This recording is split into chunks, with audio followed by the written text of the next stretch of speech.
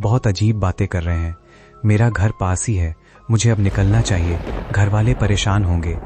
रुको बेटा, एक आखिरी मोमबत्ती रह गई है। देखो, मेरी कमर जवाब दे रही है। मैं उस कोने वाली काली कब्र तक नहीं जा पाऊंगा। क्या तुम ये मोमबत्ती वहां जला दोगे? रात का गहरा सन्नाटा, सिर्फ समीर के जूतों की आवाज, खट खट। समीर मन में, आज फिर 12:30 बज गए। मम्मी ने 100 बार मना किया था कि रात को इस कब्रिस्तान वाले रास्ते से मत आना, पर यह शॉर्टकट ही मुझे जल्दी घर पहुंचा सकता है। कितनी अजीब खामोशी है यहां। ऐसा लग रहा है जैसे कोई दूर से मुझे देख रहा है। पीछे से झाड़ियों के हिलने की आवाज आती है। समीर रुककर पीछे मुड़ते हुए, कौन है? अमित, तू है क्या? देख भाई, मजाक मत कर, बहुत रात हो चुकी है। कोई जवाब नहीं आता। समीर फिर चलने लगता है। उसकी सांसें तेज हो रही हैं। अचानक एक बिल्ली के रोने की आवाज आती है, म्याऊ खा। समीर घबराते हुए, थक तेरी की, सिर्फ एक बिल्ली थी। मेरा दिल इतनी तेज धड़क रहा है जैसे अभी बाहर आ जाएगा।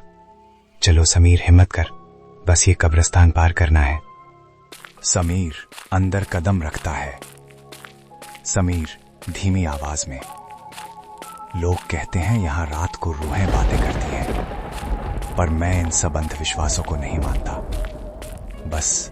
बस चुपचाप निकल जाना है यहां से। तभी उसे दूर एक धुंधली पीली रोशनी दिखाई देती है। समीर अचानक जम जाता है। ये क्या, इतनी रात को यहां रोशनी? कोई चोर है क्या, या खैर कोई तांत्रिक? समीर अपनी टॉर्च बंद करता है और दबे पांव आगे बढ़ता है।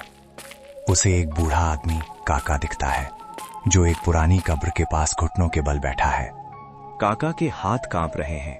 वो एक माचिस जलाकर मोमबत्ती रोशन कर रहे हैं। समीर हिम्मत जुटाकर, काका नमस्ते।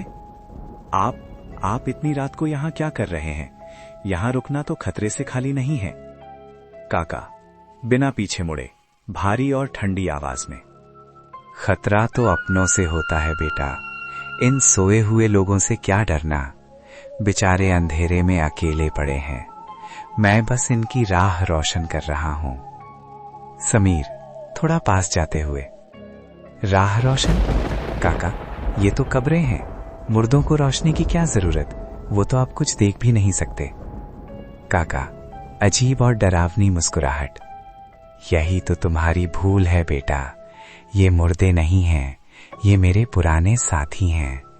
जब तक ये मोमबत्तियां जलती हैं, ये अपनी जगह चैन से लेटे रहते हैं, पर अगर ये रोशनी बुझ गई तो ये जाग जाते हैं और फिर ये बाहर निकलने की जिद करते हैं।